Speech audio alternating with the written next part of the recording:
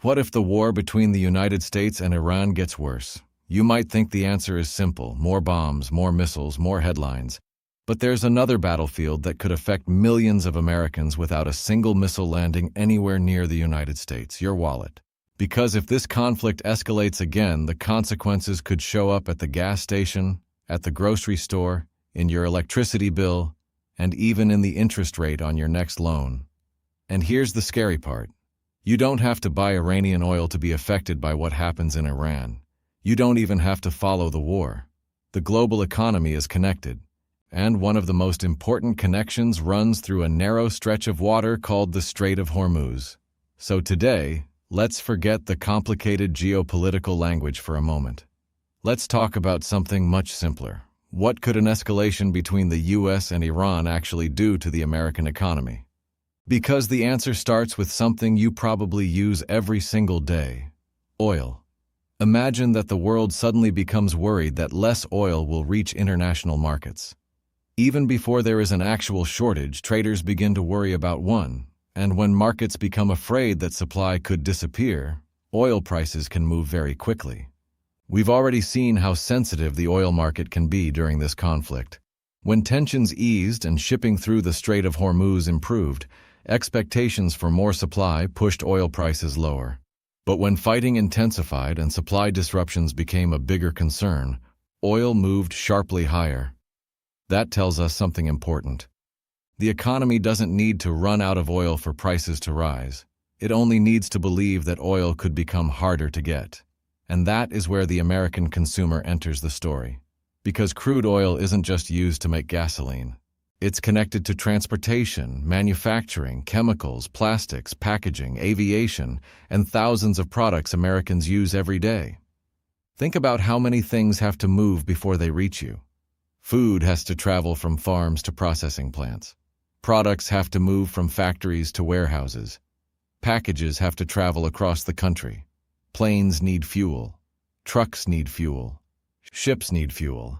And when energy becomes more expensive, the cost of moving things can increase. Eventually, some of that pressure can reach consumers.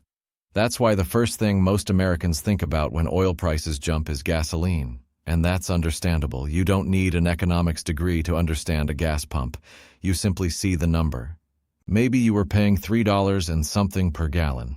Then suddenly you're paying significantly more. And if you drive to work every day, that increase doesn't happen once. It happens every time you fill up. But here's where the story becomes even more interesting. Gasoline can affect more than your car. Think about a truck carrying food to Walmart. That truck needs fuel. Think about an Amazon package traveling across several states. Those vehicles need fuel too. Think about a farmer operating machinery. Energy costs matter there as well. So when fuel becomes more expensive, businesses have a choice. They can absorb the additional cost. They can reduce their profits. They can find ways to become more efficient. Or eventually, they can raise prices. And that creates something economists worry about: a second-round effect. The initial shock begins with oil. But then the consequences spread. Oil becomes more expensive. Transportation becomes more expensive. Some goods become more expensive. Consumers pay more. And businesses start adjusting their prices. That's how an energy shock can become an inflation problem. And here's the part that could really matter for Americans. The Federal Reserve is already trying to deal with inflation that remains above its long-term target. So imagine the Fed is looking at the economy and trying to decide whether interest rates can come down. Then suddenly energy prices jump. Gasoline gets more expensive. Transportation costs increase. Inflation expectations rise. What does the Fed do? This is where things become complicated. The Fed can't produce more oil. It can't reopen the Strait of Hormuz. It can't make a tanker move faster. But it can influence financial conditions through interest rates. And if inflation becomes a bigger concern, the Fed could have less freedom to lower rates as quickly as consumers might want. That matters enormously. Because interest rates aren't just something Wall Street cares about. They affect mortgages, car loans, credit cards, business borrowing, and other forms of financing.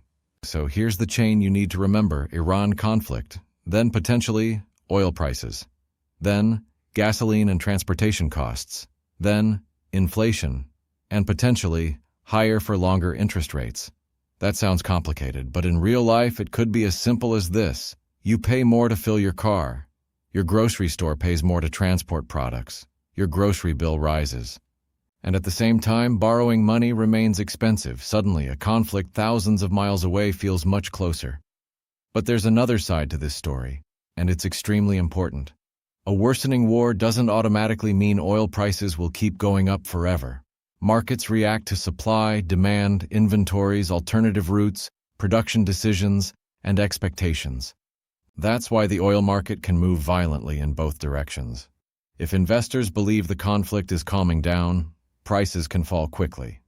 If they believe the situation is getting worse, prices can rise quickly.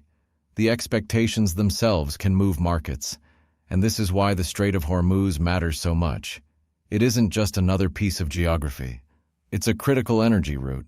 When traffic through the area becomes restricted, the global oil market immediately starts asking a very simple question: how much supply can actually get through? And the bigger the uncertainty, the bigger the risk premium that markets can place on oil. That's why a temporary pause in fighting can have an economic effect even before the underlying problems are completely solved. Markets don't wait for everything to be fixed. They price what they think could happen next. And that brings us to something very important about this entire story. The United States is a major energy producer. So you might be thinking, if America produces so much oil, why should Americans care about what happens in the Middle East? Because oil is traded in a global market. American producers don't operate inside a completely isolated American oil bubble. Prices are influenced by global supply and demand. So a disruption somewhere else can still affect the price Americans see at home. And that's one of the biggest misunderstandings about the modern economy. Being geographically far away from a crisis doesn't necessarily protect you from its economic consequences. You don't have to live in the Middle East. You don't have to own an oil company. You don't have to be an investor. You just have to drive a car, or buy groceries, or pay a utility bill, or borrow money. And there's another potential problem. If oil stays elevated for long enough, consumers may have less money available for everything else. Think about your monthly budget. If you suddenly spend an extra $50 or $100 on gasoline, that money has to come from somewhere. Maybe you eat out less. Maybe you postpone buying a new television. Maybe you delay a vacation. Maybe you stop buying certain products. Multiply that decision across millions of Americans, and you have something much bigger than a gas price problem. You have a consumer spending problem. And consumer spending is extremely important to the American economy. Businesses depend on consumers buying things. Restaurants need customers. Retailers need customers. Travel companies need customers. Entertainment companies need customers. So when households suddenly have less disposable income, businesses can feel the impact. And this is where a war can create a very strange economic situation. You could have prices rising, while consumers become more cautious. That's the combination economists worry about. Because if prices rise while economic activity weakens, the situation becomes much more uncomfortable. And that brings us to a word you've probably heard before: stagflation. It sounds complicated, but the basic idea is simple. You have weak economic growth combined with high inflation. And that's a nightmare scenario for policymakers, because fighting inflation can require tighter financial conditions. But if the economy is already weakening, tighter conditions can make things harder for consumers and businesses. The Fed has to balance both problems. And that's why the Iran conflict isn't only a geopolitical story. It can become a monetary policy story, an inflation story, an energy story, and eventually, a consumer story. But here's the good news. There are also reasons not to assume the worst. The global economy has ways of adapting. Oil producers can change output. Countries can use strategic reserves. Businesses can find alternative suppliers. Shipping routes can adjust. Consumers can reduce demand. And if the conflict cools down and energy flows normalize, some of the pressure can reverse. That's exactly why the latest movements in oil prices matter so much. When markets see the possibility of de-escalation, oil can fall. When markets see renewed danger, oil can jump. The difference between those two scenarios could eventually show up in your wallet.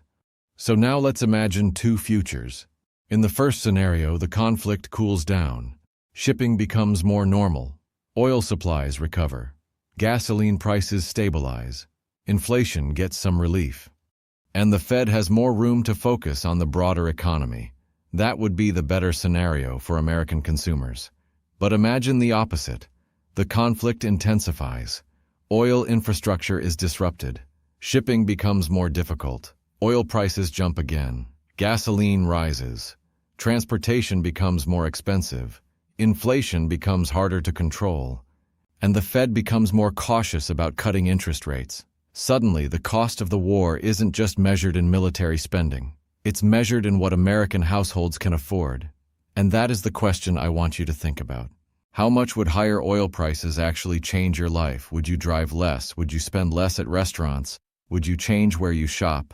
Would you postpone a vacation? Would you stop buying something you normally purchase? Tell me in the comments, because this is what makes economic news so important. The headlines might talk about oil barrels, shipping routes, military operations, or interest rates, but underneath all of those headlines is something much simpler: your monthly budget. The conflict between the United States and Iran may be happening thousands of miles away, but if it changes the price of energy, it can eventually change the price of everyday life. And that's the real economic story. Not whether oil reaches some specific number, not whether Wall Street has a good or bad day, but whether your paycheck can still buy the same things it bought before. Because wars don't only change maps, they can change markets, they can change prices, they can change interest rates, and ultimately, they can change how far your money goes. So keep an eye on oil, keep an eye on gasoline, and keep an eye on what the Federal Reserve says about inflation. Because if this conflict escalates again, those three things could tell us a lot about what comes next for the American economy. If you found this explanation useful, subscribe to the channel. Here we break down the biggest economic stories and explain what they actually mean for normal people. Because you don't need to be a Wall Street expert to understand the economy. You just need to know how the things happening around the world eventually reach your wallet. And right now, one of the biggest questions is simple. If the Iran war gets worse, how much will Americans end up paying for it? Thanks for watching, and I'll see you in the next video.